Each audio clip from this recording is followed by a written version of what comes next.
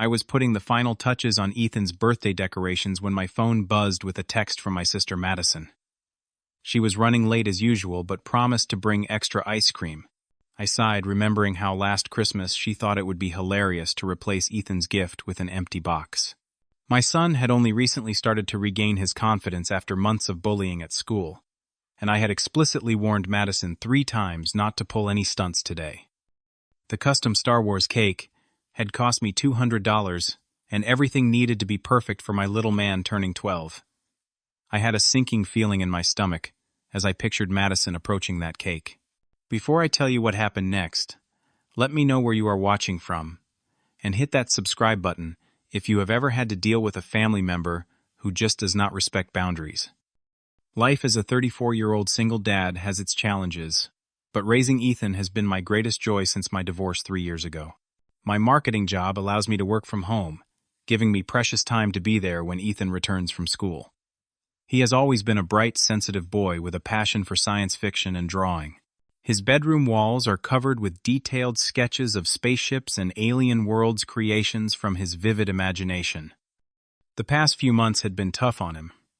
A group of kids led by a boy named Jake had targeted Ethan at school, mocking his glasses and calling him names when he answered questions in class. His teacher had intervened, but the damage to his self-confidence was evident. He spoke less at dinner and spent more time alone in his room.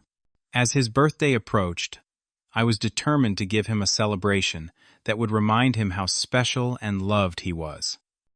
My sister Madison, 29, and perpetually stuck in college frat party mode, had always positioned herself as the fun aunt.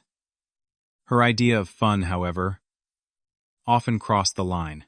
She documented everything for her social media accounts, seeking validation through likes and comments at the expense of others. Last Thanksgiving, she had squirted whipped cream all over Ethan's face while he was napping and posted the video online. When I confronted her, she dismissed my concerns with a casual, "It is just a joke, lighten up." Despite my reservations, I could not exclude Madison from the birthday party. She was Ethan's only aunt, and despite her immaturity, he cared about her. So I spent weeks planning the perfect celebration, saving from each paycheck to rent a gaming venue with laser tag and virtual reality games. The custom Star Wars cake was ordered from an upscale bakery, featuring Ethan's favorite characters in detailed fondant work. I invited 15 kids from his class and 3 friends from his weekend art club, hoping the positive social interaction would boost his confidence. The morning of the party, Ethan bounced around the kitchen with excitement and nervousness. "Do you think Trevor will really come, Dad?" he asked, referring to one of the popular kids who had RSVP'd. I assured him everyone was looking forward to it, while adjusting his new button-up shirt, the one he had carefully selected for today. "You look very handsome, buddy," I told him, straightening his glasses. "Today is going to be amazing."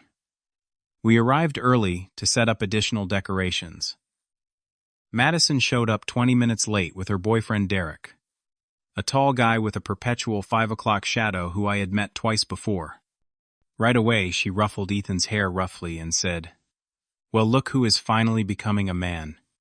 Today, better watch out for birthday punches later." Squirt. I noticed Ethan's smile falter as he instinctively stepped closer to me. While he greeted Derek, I pulled Madison aside.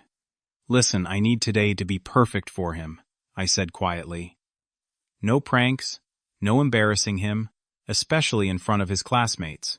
Some of these kids have been giving him a hard time at school." Madison rolled her eyes. "Relax, big brother. I know how to behave at a kid's party." The first hour went smoothly. The kids enjoyed laser tag, with Ethan's team winning 2 rounds. I watched with pride as he high-fived his teammates, including Trevor. Over pizza lunch, I overheard him confidently explaining the rules of a card game he enjoyed to a group of interested classmates. This was exactly what I had hoped for. Then I noticed Madison sneaking up behind one of the smaller boys, clearly planning to startle him or pull some kind of prank. I intercepted her quickly, guiding her toward the drink table. "Madison, seriously," I hissed. "These are 11 and 12-year-olds. Some of them barely know you. Please do not mess around." "Fine, whatever," she replied, glancing at her phone. "You are so uptight these days. No wonder Lisa left." The low blow, referencing my ex-wife, stung, but I refused to engage. This was Ethan's day, and I was determined not to let anything ruin it. Derek, sensing tension, suggested they check out the arcade section, and I breathed a sigh of relief as they walked away. As cake time approached, my anxiety grew. I helped the venue staff bring out the elaborate cake with 12 candles perfectly placed around Yoda's head. The kids gathered around phones ready to capture the moment. Ethan sat at the head of the table, face glowing with happiness, as everyone sang happy birthday. I noticed Madison positioning herself strategically behind Ethan, her own phone in hand. Making my way around the table, I leaned in and whispered firmly, "Do not even think about pushing his face into that cake." "I mean it, Madison." She gave me an innocent look. "I would never," she whispered back, but the glint in her eyes told me otherwise. "I am serious," I emphasized. "That cake cost $200, and he has been looking forward to it for weeks. This is your third warning." As Ethan closed his eyes to make a wish, I thought I had gotten through to her.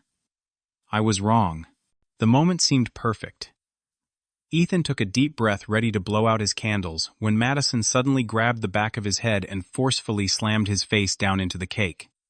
I heard the sickening crunch of his glasses breaking against his face, saw the cake shoot up his nostrils, causing him to choke and gasp for air. Madison was laughing hysterically, her phone capturing every second of his humiliation. "That is going viral for sure," she squealed, adjusting her angle to get his reaction. Ethan lifted his head, face covered in blue and white frosting. His glasses hung crooked from one ear. A lens cracked. Through the mess, I could see a red mark forming on his forehead where he had hit the cake board. But what broke my heart was the look in his eyes as they met mine, pure betrayal and humiliation. The room fell silent before uncertain laughter bubbled up from some of the children. Several pulled out their phones, eager to capture the moment. Jake, the main instigator of the bullying at school, smirked from across the table. "Got yourself a facial crybaby?" he taunted quietly, just loud enough for those nearby to hear. Ethan tried to wipe his eyes, but the frosting only smeared worse. His breathing became labored, and I recognized the early signs of his asthma, acting up from stress. Then I noticed something else. The skin around his mouth was beginning to redden and swell slightly. One of the cake ingredients must have contained something he was mildly allergic to. "Dad," he choked out, voice barely audible as frosting went up his nose. I rushed to his side with napkins, trying to clean his face. "It is okay, buddy. Let us get you cleaned up." Madison was still filming, narrating for her social media audience. "Look at his face. Classic birthday initiation, people. Welcome to the teen years. Ethan." Ethan suddenly pushed away from the table and ran from the room, heading toward the restrooms.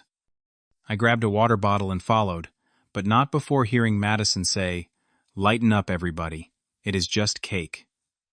In the bathroom, I found Ethan desperately trying to clean his face at the sink, tears mixing with frosting. His breathing was still concerning, coming in short gasps. "I need my inhaler," he whispered. I pulled it from my pocket, always prepared for emergencies, and helped him take a puff. As his breathing stabilized, the emotional dam broke. "Why does Aunt Madison hate me?" he asked, voice breaking. "She does not hate you," I said automatically, though at that moment I was not entirely convinced myself. "She just does not think about how her jokes affect others." Ethan looked at me, eyes red and swollen. "Jake said this is going on YouTube. He said I will be the cake-face loser forever now." He paused, shoulders slumping. "Dad, I cannot go back out there." I helped him clean his face and fixed his glasses as best I could with the emergency repair kit I kept in my wallet. As we worked, Ethan confessed his fears about returning to school on Monday, certain the video would be shared and the bullying would intensify. When we finally returned to the party room 15 minutes later, I was shocked to find Madison showing the video to a group of parents and kids, laughing as she replayed the moment of impact. Some adults looked uncomfortable, but others were chuckling. Worse, I could see Jake and 2 other boys huddled with her, apparently getting her to send them the video directly. Ethan froze beside me, his hand gripping mine so tightly it hurt. I squeezed Ethan's shoulder gently. "Go pick a game in the arcade. I will handle this." After ensuring he headed toward the games, I approached Madison with measured steps, my hands shaking slightly as I controlled my anger. "Can I talk to you privately?" I asked, my voice level but tight. Madison looked up from her phone, still grinning. "One sec, I am just sending this to Mom and Dad. They are going to die laughing." "Now, Madison." I gently but firmly took her elbow and guided her to a quiet corner near the emergency exit. I took a deep breath before speaking. "Do you realize what you just did?" I kept my voice calm for the benefit of the nearby children. "You broke his $200 glasses. You caused an allergic reaction. He is having asthma symptoms from the stress." Madison crossed her arms defensively. "It is tradition. Everyone gets caked on their birthday.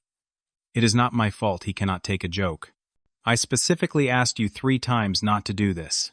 My voice remained steady, but I could feel heat rising in my face. "This was not your call to make.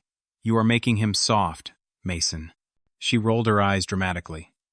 "Boys need to toughen up. No wonder those kids pick on him at school."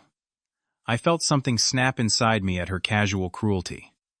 "Those kids pick on him because adults like you teach them it is okay to humiliate others for entertainment." "Cannot take a joke," she retorted. "No wonder Lisa left you." It was the second time she had thrown my divorce in my face today. Derek approached, sensing the escalating tension. "Everything cool here. Maybe we should all take a minute to chill." "Stay out of this," both Madison and I said simultaneously. "You have always been like this," I continued, memories flooding back. "Remember my 5th grade play, when you tripped me on stage and the whole audience laughed?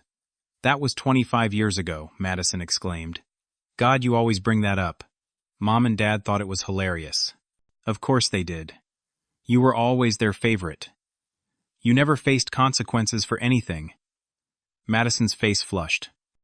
"You know what I am calling Mom right now. Let us see what she thinks about you ruining this party with your drama."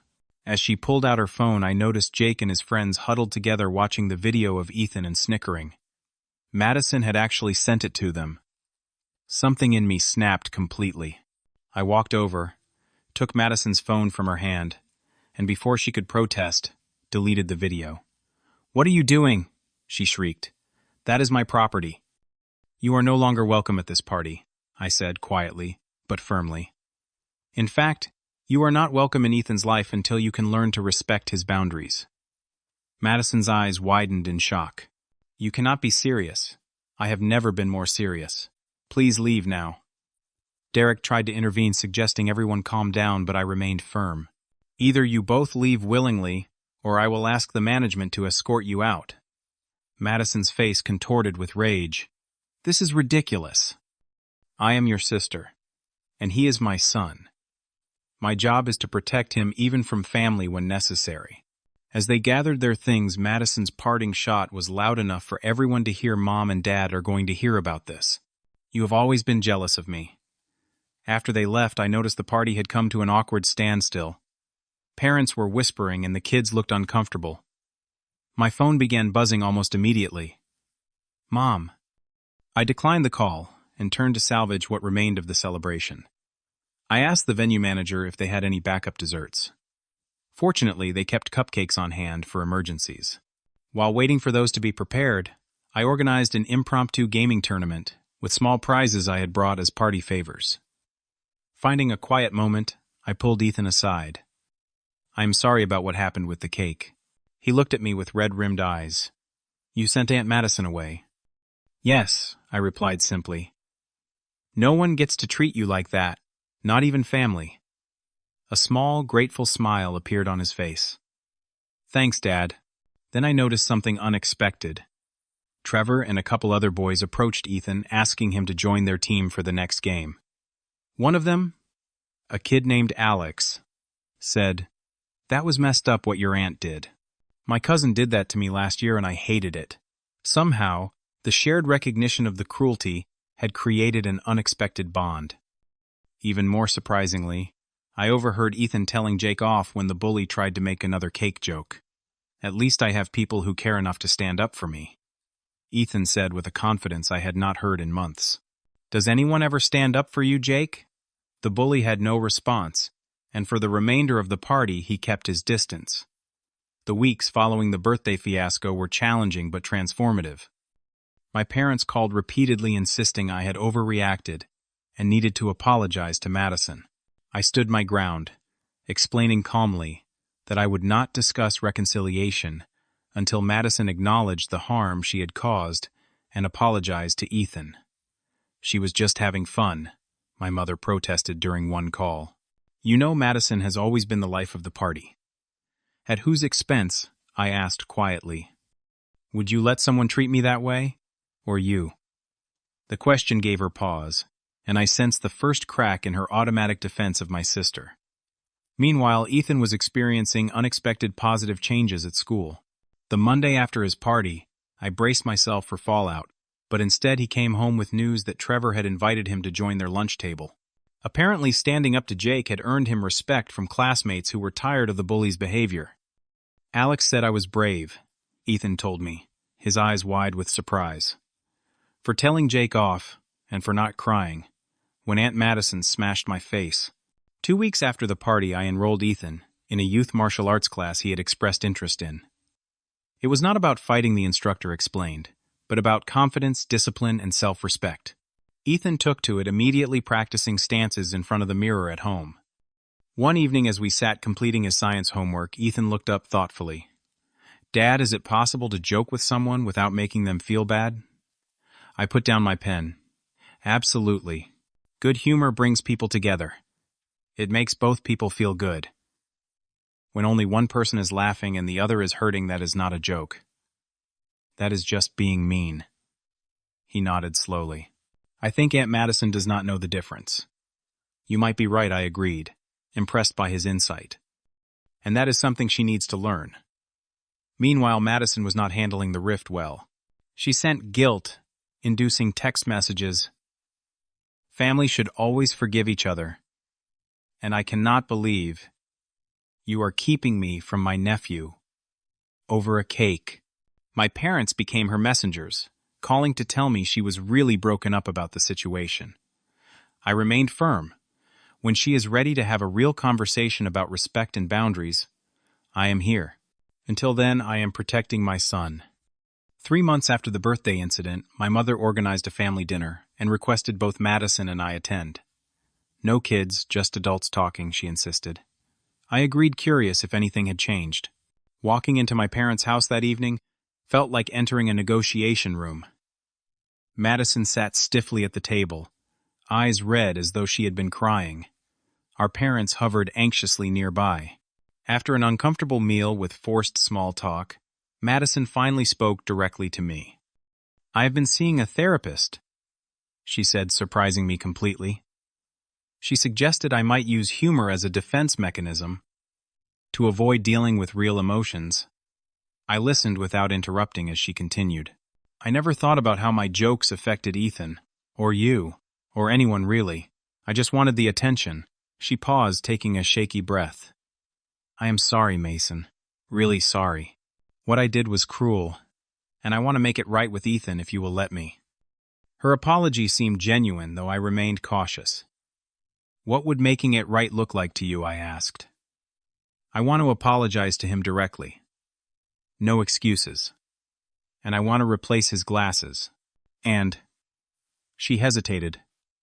I would like to spend time with him, doing things he actually enjoys, not just what I think is fun. That conversation marked the beginning of a slow healing process. I allowed Madison to call Ethan the following weekend. Their conversation was brief but important, with Madison taking full responsibility and Ethan cautiously accepting her apology. Over the following months, our family dynamics shifted substantially. Madison began showing up on time for family events and asking permission before taking photos of Ethan. She took a genuine interest in his artwork, even framing one of his drawings for her apartment.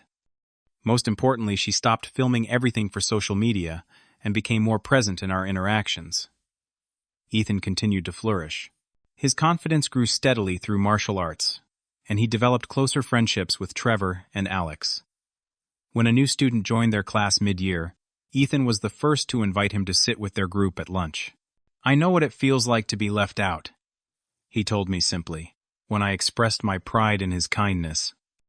As Ethan's 13th birthday approached, he requested a small celebration with just his close friends, grandparents, and yes, Aunt Madison. The party was held in our backyard with a telescope viewing theme, reflecting his newest interest in astronomy. Madison arrived with a thoughtful gift, a professional sketchbook and drawing pencils. Throughout the evening, she remained respectful, asking before taking any photos and genuinely participating in the stargazing activities Ethan had planned. When cake time came, there was a moment of tension as everyone remembered the previous year. Madison caught my eye across the table and gave a small reassuring nod. As Ethan blew out his candles, everyone applauded, and the cake was cut and served normally, resulting in genuine laughter and conversation. Later that evening, after guests had left, Ethan surprised me with a hug. "This was the best birthday ever, Dad," he whispered. The journey had been difficult, but it taught us all valuable lessons. I learned that loving someone sometimes means setting firm boundaries. Madison learned that true connection comes from respect, not attention.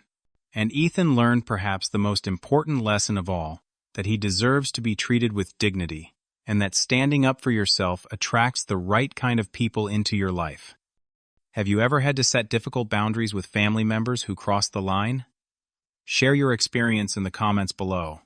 If this story resonated with you, please hit the like button and subscribe to hear more real-life lessons.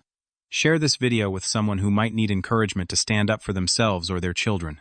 Thank you for listening to my story, and remember, sometimes the most loving thing we can do is say no more.